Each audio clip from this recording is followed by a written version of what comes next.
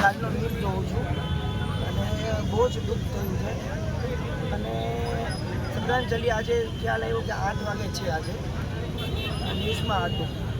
હું જેવો ગોતતો આવ્યો કે કઈ જગ્યાએ હતું મને ખ્યાલ નહોતો અને મેં કેન્ડલ હાથમાં લીધી. કેન્ડલ હાથમાં લીધી ને તો મને થોડોક અહેસાસ થયો કે કાલના બાળકોને શું થયું હશે. એના માટે હું મારા એક ટીપા મારા હાથમાં લઉં છું કે મને શું થાય છે, તો એ લોકોનું શું થયું હશે. બસ ન્યાય મળવો જોઈએ આ લોકોને. અને ન્યૂઝવાળા આવી રીતે ચાલુ રહી અને અપડેટ રહેવું જોઈએ પબ્લિકને કે હવે આ લોકોને જે આની જિમ્મેદારી છે, જેને પણ કરેલું છે, જે પણ એને અપડેટ રહેવું જોઈએ. બસ ન્યૂઝવાળા કન્ટિન્યુ ચાલુ રહી અને પબ્લિકને બી ખબર પડવી જોઈએ કે એના બધું કાર્યવાહી થાય છે.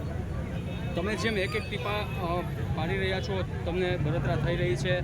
અત્યારે ખાસ કરીને ઉનાળાનો સમય છે, 43 ડિગ્રી 45 ડિગ્રી અત્યારના પહોંચતું હોય ત્યારે આ બાળકો 400 ડિગ્રીથી વધારેમાં રંજાઈ ગયા છે.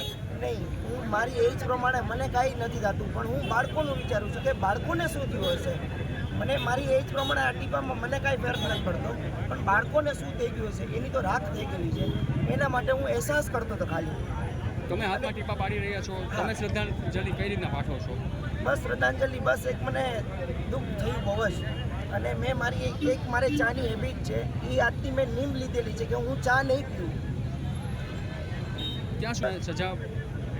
મારો તો એવો વિચાર છે કે મેં આ વસ્તુ બનેલી છે, આપણે વારંવાર ન બને અને ચા બંધ કરી દીધી, કન્ટિન્યુ રાખો એવું મારું છે.